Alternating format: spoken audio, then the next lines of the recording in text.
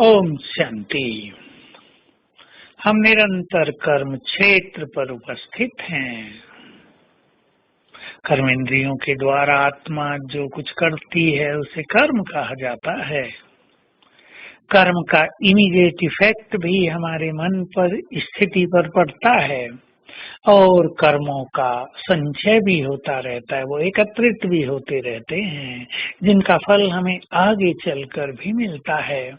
हर कर्म की सूक्ष्म वेव्स हमारे ब्रेन में भी प्रिंट होती रहती हैं जो रिएक्ट करती हैं। बाबा ने हमें श्रेष्ठ कर्म सिखाए हैं, दिव्य कर्मों का ज्ञान दिया है।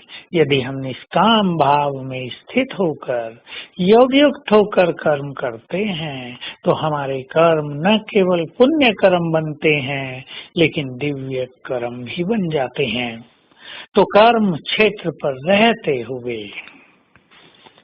हम ये अभ्यास करते रहेंगे कि मैं इन कर्मेंद्रियों के द्वारा कर्म करा रही हूँ। अन्यथा क्या होता है, यदि हमारा कुछ भी अभ्यास नहीं चलता तो कर्म हम पर अपना प्रभाव डालते रहते हैं, कर्म बंधन बनते रहते हैं, हमें बांधते रहते हैं। इसको कर्म कॉन्शियस होना कहा जाता है। हमें ये करना है, मुझे ये करना है, इसके बाद ये करना है।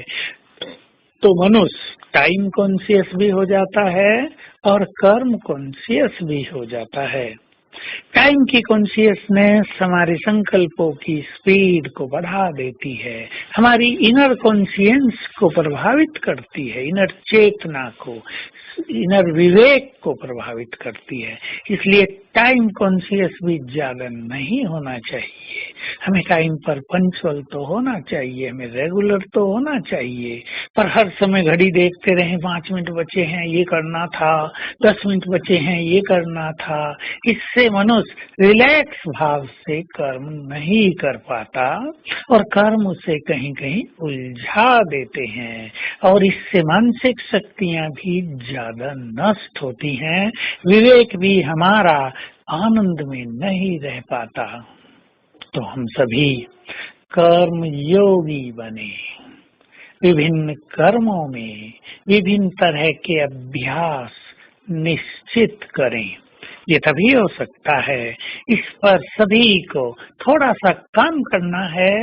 होमवर्क, अपनी दिनचर्या में जो आप काम करते हैं उनकी एक लिस्ट बनाएं, कम से कम 10 तरह के कार्य।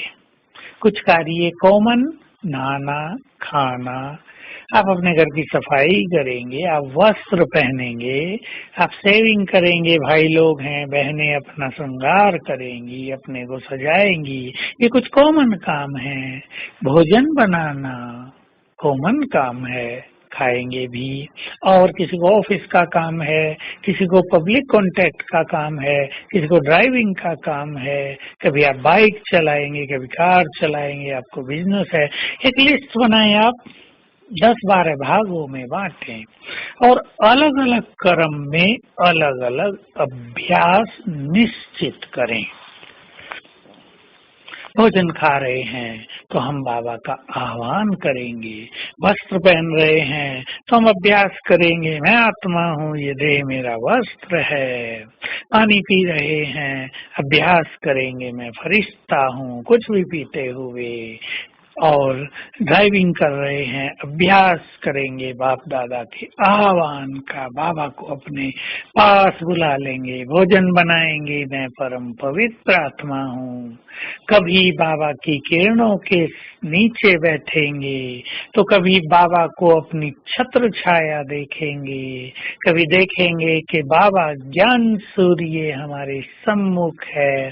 तो किसी कर्म में किसी विशेष स्वमान का अभ्यास करेंगे, किसी कर्म में आत्माभिमानी होने का अभ्यास करेंगे।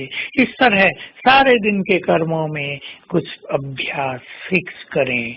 5-7 दिन में ही उनकी आदत पड़ेगी, वो हमें आकर्षित करने लगेंगे और हमारा कर्म योग बिल्कुल नेचुरल हो जाएगा। तो आइए हम कर्म और योग की ब्लेसिंग बैलेंस के द्वारा सबकी ब्लेसिंग लें, बाबा की ब्लेसिंग लें और आज सारा दिन अभ्यास करें। बाबा मेरे साथ है, उसकी शक्तियां मेरे साथ हैं, मैं अकेला कर्म नहीं करता, परमात्मा शक्तियों के साथ मेरा काम हो रहा है और ऊपर से बाबा की किरणों की बरसात मुझ पर पड़ रही है। ओम शांति।